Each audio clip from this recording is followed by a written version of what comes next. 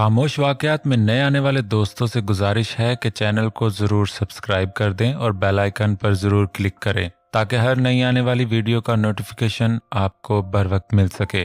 तो चलते हैं आज के एपिसोड की जानिब। बिलाल ने महावीरा को गाड़ी में बिठाया और गाड़ी स्टार्ट की। महावीरा सीट से टेक लगाए बैठी थी। उसकी तबीयत खराब हो चुकी थी। उसका जिस्म बुखार में तपने लगा। बिलाल ने अपना ठिकाना बदल लिया था। वो माहा को लिए वहां पहुंचा। उसके आदमी ने गेट खोला। ये घर छोटा मगर खूबसूरत था। बिलाल गाड़ी से निकला। उसने दूसरी तरफ आकर माहा को बाजुओं में भरा और लाकर बेड पर लिटाया। महावीरा नीम बेहोशी की हालत में जा चुकी थी। माहा मेरी जान, आंखें खोलो। बिलाल माहा को जगाने की कोशिश करने लगा मगर वो ना उठी। बिलाल ने साइड टेबल पर पड़ा जग उठाकर गिलास में पानी डाला और महावीरा के मुंह पर छींटे मारने लगा। मेरी जान, होश में आओ प्लीज। वो परेशान होने लगा। माहा होश में आते ही खांसने लगी। बिलाल ने उसको पानी पिलाने के लिए गिलास उसके होंठों से लगाया। उसने 2 घूंट पानी पीने के बाद बिलाल का हाथ पीछे किया। तुम्हें ये टैबलेट खानी होगी, तुम्हें बुखार हो रहा है। उसने दराज से टैबलेट निकालकर माहा के हाथ पर रखी। माहा ने उसे मुंह में रखा तो बिलाल ने उसे पानी पिलाया और वो टैबलेट को निकल गई।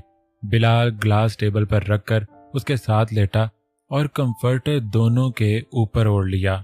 महावीरा सर्दी से कपकपा रही थी। उसने माहा को बाजुओं के घेरे में लेकर सीने से लगाया। तुम अभी ठीक हो जाओगी मेरी जान, उसने कहते हुए माहा के सर पर बोसा दिया। सीक्रेट एजेंसी के ऑफिस तक जाने के 3 रास्ते थे। बिलाल के आदमी इन तीनों रास्तों पर नजर रखे हुए थे। जैसे ही एक रास्ते से उनकी गाड़ी गुजरी तो बिलाल के आदमी ने फोन करके बिलाल को बताया। बिलाल को मालूम हो चुका था कि जरूर महावीरा पकड़ी गई है, तभी उनकी टीम यहाँ आ रही है।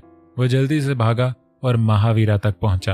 इमरजेंसी की पूरी टीम हॉस्पिटल में इमरजेंसी रूम के बाहर खड़ी थी। वो लड़का जिसको बिलाल ने बुरी तरह से पीटा था, उसकी हालत इतनी नाजुक हो चुकी थी कि उसे इमरजेंसी में हॉस्पिटल लाना पड़ा। जहांगीर दादा के नाम की फाइल चोरी होने पर उन सबको ही सदमा लगा। उनकी इतनी मेहनत और कोशिश जाया हो चुकी थी। सर, हम कैमरा रिकॉर्डिंग से देख सकते हैं कि वो कौन शख्स था जो कल हमारे ऑफिस में घुसा था, शहरोज ने अयाज असफन से कहा। हाँ, ये काम हमें अभी करना होगा। उन्होंने टीम के 2 लड़कों को हॉस्पिटल रहने का कहा और बाकी सब ऑफिस के लिए रवाना हुए। ऑफिस पहुंचकर शहरोज ने कल रात की रिकॉर्डिंग चेक करना शुरू की। रात के 1 बजे के करीब का वक्त था जब किसी ने उनके एजेंट के मुंह पर रुमाल रखकर बेहोश किया। ये लड़का कौन हो सकता है? काफी कम उम्र लग रहा है, अयाज असफन ने कहा। शहरोज ने वीडियो पर नजरें गाड़ी। उसने महावीरा को पहचानने में वक्त न लगाया। सबसे बड़ी निशानी उसकी नीली आंखें थी। वो कमरे के अंदर होने वाले वाकये को नहीं देख पाए क्योंकि कमरे में कोई कैमरा न लगा था। सर, ये लड़का नहीं, वही लड़की है जिसके बारे में मैंने आपको बताया था, शहरोज ने अयाज असफन को कहा। क्या वही जो तुम्हारे अंकल की बेटी बिलाल के साथ कांटेक्ट में है? अयाज हैरान हुए। जी सर, वही है ये, उसने वीडियो की तरफ देखते हुए कहा। ओह माय गॉड, ये तो बहुत बहादुर लड़की है और इतना बड़ा रिस्क इसने सिर्फ बिलाल के कहने पर लिया होगा, अयाज असफन ने हैरत का इजहार किया। शहरोज को दिल ही दिल में दुख हुआ कि महावीरा बिलाल की खातिर इतना बड़ा रिस्क ले चुकी थी। क्या इतनी चाहती है वो बिलाल को? आहिल और जायशा की शादी को 1 दिन रह गया था। फारिया अपनी इंसर्ट को भूल नहीं पा रही थी जो आहिल ने जायशा के सामने की थी। उसने अपनी इंसर्ट में आहिल को पाने का ख्वाब भला दिया। अब उसका मकसद सिर्फ और सिर्फ इन दोनों को अलग करना था। वो तब से प्लान बना रही थी, ऐसा क्या करे कि जिससे इन दोनों की शादी ना हो पाए। उसने कुछ सोचते हुए पर्स उठाया और आहिल के घर जाने के लिए तैयार हो गई। 15 मिनट का रास्ता तय करते हुए वो आहिल के घर पहुंची। आहिल शादी की अरेंजमेंट्स में मसरूफ था। परसों उसकी मेहंदी थी मगर वो खुशी का मारा आज से ही घर को सजा रहा था। फारिया घर के अंदर दाखिल हुई तो हैरत से घर को देखने लगी। आहिल लाइट्स का अरेंजमेंट करवा रहा था जब फारिया उसके पास आकर खड़ी हुई। हे आहिल, उसने कुछ अखलाकी से कहा। हाँ फारिया, तुम? वो उसे अचानक देखकर हैरान हुआ। हाँ मैं हूँ, कैसे हो तुम? और ये अरेंजमेंट्स कुछ जल्दी नहीं करवा रहे? उसने लाइट्स की तरफ इशारा करते हुए कहा। हाँ, मुझे मेरी शादी की खुशी ही इतनी है कि मैं 2 दिन पहले ही घर को सजाना चाहता हूँ, आहिल मसरूफ से अंदाज में बोला। वो वैसे भी फारिया से दोस्ती कायम नहीं रखना चाहता था। उसने अपना मोबाइल निकालने के लिए पॉकेट में हाथ डाला। ओह, मेरा मोबाइल लगता है रूम में रह गया है, मुझे जरूरी कॉल करनी है। उसने खुद कलामी की। मैं लेकर आती हूँ, फारिया झट से बोली। नहीं, मैं खुद जाता हूँ, आहिल बोला। तुम इतने मसरूफ हो आहिल, मैं बस हेल्प कर रही हूँ तुम्हारी, उसने मुस्कुराते हुए कहा। अच्छा ले आओ, आहिल ने ना चाहते हुए कहा। फारिया मुस्कुराई और घर के अंदरूनी हिस्से की जानिब बढ़ गई। लॉन में दाखिल होकर वो सीढ़ियां चढ़ती हुई आहिल के कमरे में दाखिल हुई। उसने साइड टेबल पर पड़ा आहिल का मोबाइल देखा। उसने दरवाजे की तरफ देखते हुए मोबाइल ऑन किया। मोबाइल को लॉक नहीं लगा था। शायद फारिया की कोशिशें रंग ला रही थीं। फारिया ने जल्दी से जायशा का नंबर निकाला और मैसेज टाइप करने लगी। जायशा, मैं शादी से पहले एक बार तुमसे मिलना चाहता हूँ। अगर तुम वाकई मुझसे मोहब्बत करती हो तो एक बार मुझसे मिलने आ जाओ प्लीज। मैं तुम्हें देखने के लिए तरस रहा हूँ। मैं एड्रेस भेज रहा हूँ, कल सुबह प्लीज आ जाना अगर मुझसे मोहब्बत है तो। और अभी मुझे कोई रिप्लाई मत करना, बस मैं तुमसे मिलकर बातें करना चाहता हूँ। उसने एड्रेस लिखकर सेंड कर दिया और मोबाइल लिए लॉन की तरफ चल दी। जायशा किचन से फारिग होकर कमरे में आई। उसने दुपट्टा उतार कर रखा और बालों को समेटने लगी। तभी उसके मोबाइल पर मैसेज रिंग हुआ। आहिल के नंबर से आए हुए मैसेज को पढ़कर वो परेशान हो गई। आहिल को अचानक क्या हो गया? वो मिलने की बात क्यों कर रहे हैं, और वो भी मेरी मोहब्बत का सबूत मांगकर? उसने खुद कलामी की।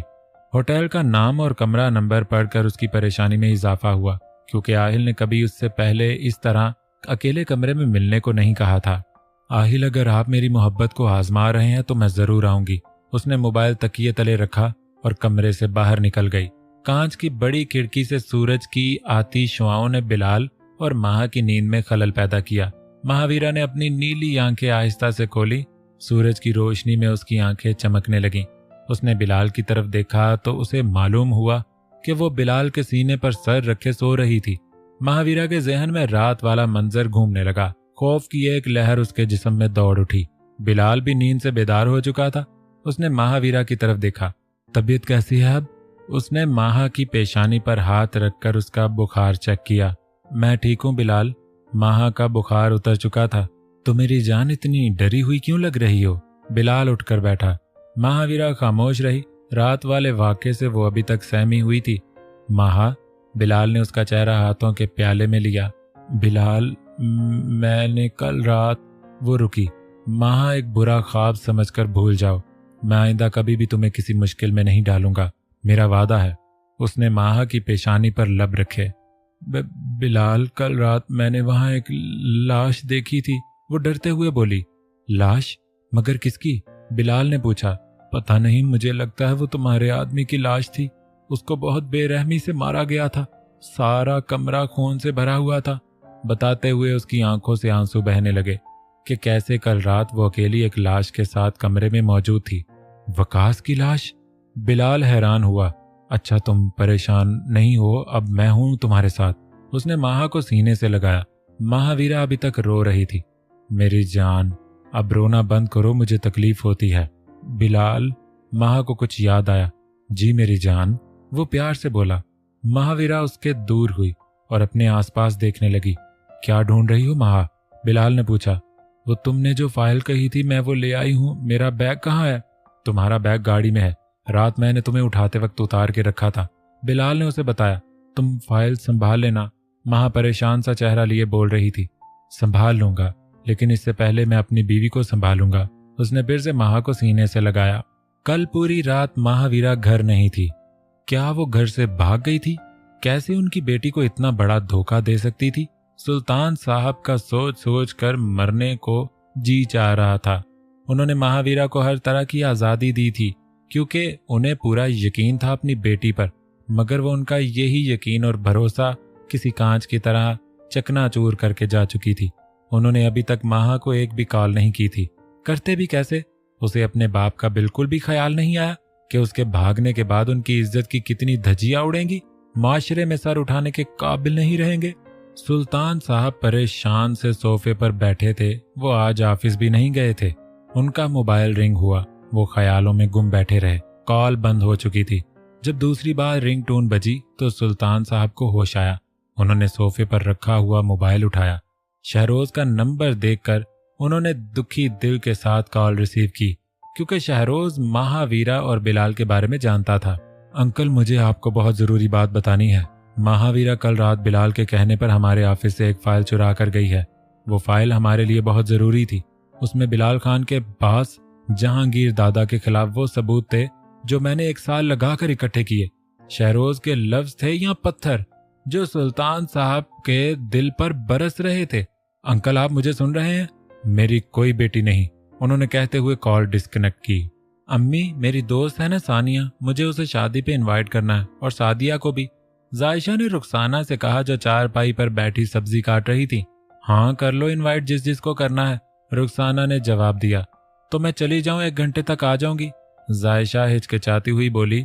वो पहली बार झूठ बोल रही थी। हाँ, चली जाओ, रुखसाना ने इजाजत दी। जायशा फौरन अपने कमरे की तरफ बढ़ी, सर और कंधों पर चादर ओढ़कर छोटा सा पर्स जिसमें कुछ पैसे रखे और मोबाइल हाथ में पकड़े घर से बाहर निकल गई। उसने रिक्शे वाले को होटल का नाम बताया। कुछ ही देर बाद वो उस होटल के बाहर थी। वो डर भी रही थी, इस तरह का काम वो पहली बार कर रही थी। जायशा घबराते हुए होटल के अंदर दाखिल हुई। काउंटर से कमरा नंबर पूछकर कदम बढ़ाती अंदरूनी हिस्से की तरफ चल दी। वो ऐसी जगह पर पहली बार आई थी। इतने कमरे देखकर वो परेशान हुई। उसने कमरा नंबर ढूंढने में ही 5 मिनट लगा दिए। अब उसके सामने दुरुस्त नंबर वाला कमरा था, कमरा नंबर 105। उसने हिचकिचाते हुए डोर नॉक किया। उसे कोई रिस्पॉन्स न मिला। उसने फिर से डोर नॉक किया। आगे फिर से खामोशी। जायशा घबराने लगी, मगर आहिल पर यकीन है उसको ये सोचकर उसने दरवाजा धकेला तो वो खुलता चला गया। वो कमरे के अंदर दाखिल हुई तो देखा कमरा खाली है। उसे अपने पीछे से आहट महसूस हुई। उसने गर्दन मोड़कर पीछे देखा तो एक शख्स ने डोर लॉक किया। महावीरा विंडो खोले ठंडी हवा को अपने ऊपर महसूस कर रही थी जब बिलाल ने उसे पीछे से बाजुओं के घेरे में लिया। बिलाल, महा बोली। बिलाल ने उसके कंधे पर लब रखे। डैड क्या सोच रहे होंगे, मैं कल रात से यहाँ हूँ, महावीरा ने परेशानी से कहा। तुम्हें फिक्र करने की जरूरत नहीं मेरी जान, मैंने उन्हें यहाँ बुला लिया है। क्या? महावीरा ने अपना रुख बिलाल की तरफ किया। बिलाल, ये तुम क्या कह रहे हो? डैड को यहाँ क्यों बुलाया? एक ना एक दिन तो हमें उनको बताना ही था ना अपने रिश्ते के बारे में, तो आज क्यों नहीं? बिलाल ने सिगरेट जलाकर अपने होंठों में रखी।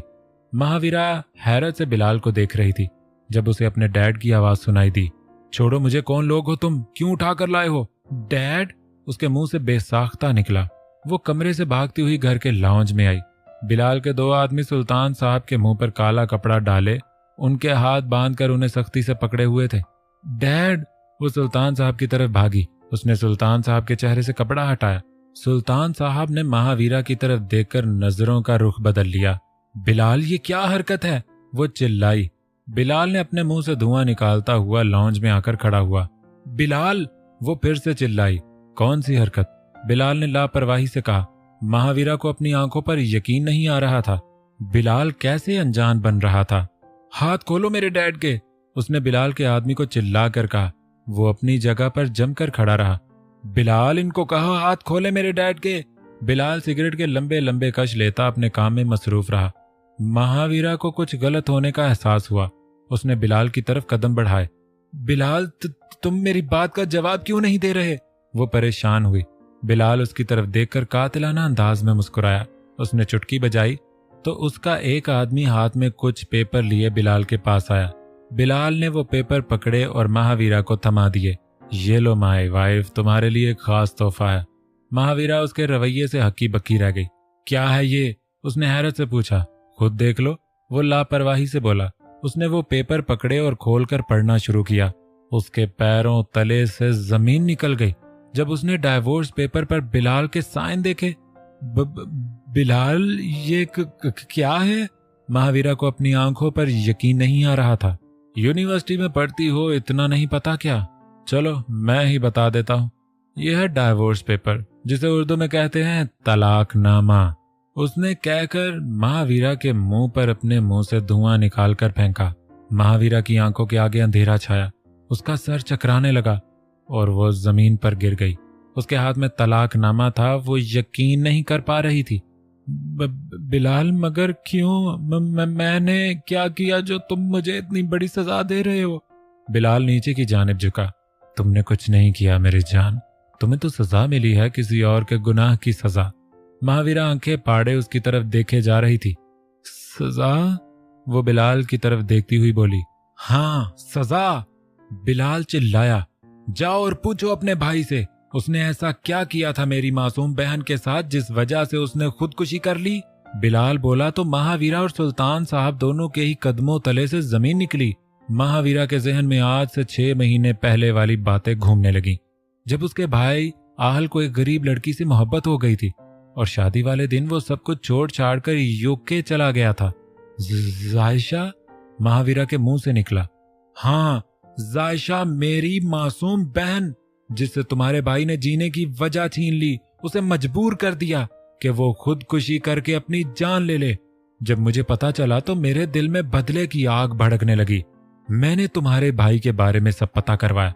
फिर मुझे मालूम हुआ कि उसकी भी एक बहन है।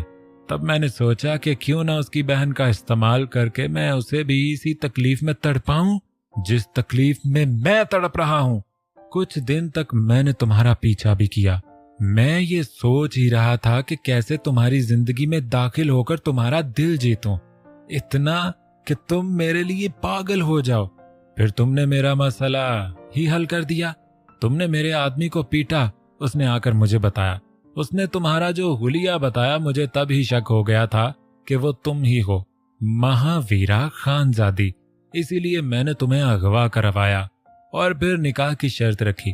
फिर तुम्हें अपनी मोहब्बत का इतना यकीन दिलाया जितना तुम्हारे भाई ने मेरी बहन को दिलाया था। तुम मुझे इस कदर चाहने लगी कि जब मैंने तुम्हें शहरोज के ऑफिस से जहांगीर दादा की फाइल चुराने को कहा तो तुम राजी हो गई। तब मुझे यकीन हुआ कि तुम अब पूरी तरह मेरी मोहब्बत के जाल में फंस चुकी हो, इसीलिए अपनी जान भी खतरे में डालने को तैयार हो। तो मैंने सोचा क्यों ना एक तीर से 2 शिकार सही। तुम्हें तलाक तो देनी ही है, तो क्यों ना पहले वो फाइल चुराने का काम तुमसे करवा लूं। वो फाइल तो मैंने कल रात ही जलाकर अपना काम खत्म कर लिया था जब तुम्हें इस घर में लेकर आया था। और रहा काम तलाक का, तो इससे भी मैं अब फारिग हो चुका हूं। महावीरा बेयकीनी से बिलाल को देख रही थी। नहीं, ये हकीकत नहीं, एक भयानक ख्वाब है जो अभी आंखें खोलने पर टूट जाएगा, खत्म हो जाएगा। मेरा बिलाल ऐसा नहीं है। वो तो मुझसे बेहद मोहब्बत करता है। बस अभी सब कुछ पहले जैसा हो जाएगा। वो दिल ही दिल में खुद को तसल्ली दे रही थी। सुल्तान साहब ने सारी बात सुनी कि कैसे इस शख्स ने उनकी बेटी को अगवा करके उसे निकाह के लिए मजबूर किया। अपनी मासूम बेटी के लिए उनका दिल खून के आंसू रोने लगा। तुम किसी और के गुनाहों की सजा मुझे दोगे? कुछ देर बेयकीनी के साथ बिलाल को देखने के बाद महा बोली। उसकी जुबान उसका साथ छोड़ने लगी। बिलाल ने उसे बालों से पकड़कर खड़ा किया। हो रही है ना तकलीफ? बिल्कुल इसी तकलीफ से मेरी मासूम बहन गुजरी थी। बल्कि नहीं, तुम्हारी तकलीफ तो उसकी तकलीफ के आगे बहुत कम है। तुम तो बहुत आसानी से ये तकलीफ बर्दाश्त कर रही हो, और मेरी बहन, उसकी तो बर्दाश्त की हिम्मत जवाब दे गई थी, इसीलिए उसने अपनी जान लेने का फैसला किया। वो फिर से चिल्लाया। उसका एक एक लफ्ज पिघला हुआ शीशा बनकर महावीरा के कानों में उतर रहा था। और सिर्फ मेरी बहन ही नहीं, उसके बाद मेरे माँ बाप दोनों ही अपनी जान ले ली। ये कहते हुए बिलाल की आवाज पस्त हुई और उसकी आंखों के किनारे भीगने लगे। अब तुम्हें, तुम्हारे इस बाप को और तुम्हारे भाई को, तुम सबको ही इस तकलीफ से गुजरना होगा। मैंने तुम्हें तलाक दी महावीरा, मैंने तुम्हें तलाक दी। वो इतनी जोर से चिल्ला रहा था कि महावीरा को लगा उसके कान के पर्दे फट जाएंगे। मैं अब तुम्हारी जिंदगी से हमेशा के लिए जा रहा हूं, तुम आइंदा कभी मुझे देख नहीं पाओगी। वो कहता हुआ मुड़ा और बाहर की जानिब चलने लगा। महावीरा पहले तो बेजान सी उसकी तरफ देखती रही, फिर उसे जाता देखकर वो हिम्मत करके उसके पीछे भागी। बिलाल नहीं, बिलाल मुझे छोड़कर मत जाओ, मैं मर जाऊंगी। बिलाल, मैं तुमसे बहुत मोहब्बत करती हूँ बिलाल। वो गिरती संभलती बिलाल के पीछे भागकर उसके कदमों में गिरी। सुल्तान साहब अपनी बेटी को तड़पता देखकर रोने लगे। हटो पीछे, बिलाल दांत पीस कर बोला। बिलाल, मैं मर जाऊंगी तुम्हारे बगैर। महावीरा की हालत काबिले रहम हो रही थी। तुम मर जाओ महा, जैसे मेरी बहन मरी। बिलाल पीछे मुड़कर महावीरा की तरफ देखकर चिल्लाया। नहीं बिलाल, मुझे तुम्हारे साथ जीना है, तो तुम मुझे इससे मोहब्बत करते हो ना? वो हिचकियों के साथ रोती बमुश्किल बोल रही थी।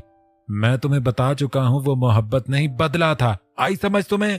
उसने माहा को खुद से अलग करने के लिए इतनी जोर से पटका कि माहा का सर दीवार पर लगा। एक चीख के साथ महावीरा जमीन पर गिरी। उसकी नजरें अभी तक बिलाल पर अटकी हुई थीं।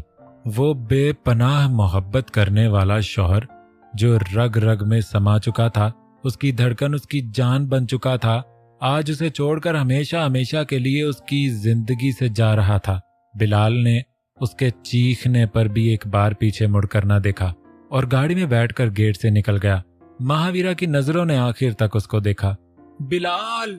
उसकी जुबान से सरगोशी नुमा ये लफ्ज अदा हुआ। फिर कब वो होश की दुनिया से बेगाना हुई, वो बेखबर थी। आहिल आज 6 माह बाद पाकिस्तान के लिए रवाना हो रहा था। वो प्लेन में बैठा इन 6 माह के बारे में सोचने लगा। वो जायशा को भुलाने के लिए यहाँ आया था, उसकी यादों को मिटाने के लिए आया था, मगर कोई ऐसा दिन नहीं गुजरा, कोई ऐसी रात नहीं गुजरी जब उसको जायशा की यादों ने तड़पाया ना हो। वो आज भी खून बनकर उसकी रगों में समाई थी। वो लड़की जो आहिल खानजादा की पहली मोहब्बत थी, उसे छोड़कर हमेशा के लिए जा चुकी थी। उसने अपनी जान लेने का फैसला क्यों किया, इस बात से आहिल बेखबर था। उसके बाद से आहिल ने कभी कोई खुशी नहीं देखी, वो कभी मुस्कुराया तक नहीं था। उसकी जिंदगी में कोई लड़की नहीं आई, या शायद उसने आने नहीं दी। आहिल ने आंखें बंद की और उसके कानों में जायशा की आवाज गूंजने लगी। तुम जैसे रईस ज़ादे मुझ जैसी गरीब लड़कियों से कभी शादी नहीं करते। तुम लोगों को लड़की का भरोसा जीतकर उनसे अपना मतलब निकालने के सिवा और कोई गर्ज नहीं होती। तुमने सिर्फ मेरा भरोसा ही नहीं, मुझे भी अंदर तक तोड़ दिया है आहिल। तुम मुझे दोबारा कभी नहीं देख सकोगे, क्योंकि मैं सिर्फ तुम्हारी जिंदगी से नहीं, इस दुनिया से भी हमेशा के लिए जा रही हूं। दर्द की शिद्दत से आहिल की आंखें भीगने लगीं। उसने अपनी आंखें खोली। आहिल को मालूम नहीं था कि वो उस रात होटल के कमरा नंबर 105 में कैसे और क्या करने गया था। उसे जब होश आया तो खुद को एक कमरे में सोते हुए पाया। उसका सर चकरा रहा था। उसे कुछ याद था तो बस जायशा की ये बातें। तो प्यारे रीडर्स, यही वो ट्विस्ट था जो मैंने पहली एपी से ही कहानी में रखा था। और दिल दुखी मत कीजिएगा, कोई भी नावल को अधूरा मत छोड़ें, आखिर तक पढ़ना है। आपको नावल का एंड जरूर अच्छा लगेगा, तो जुड़े रहिएगा।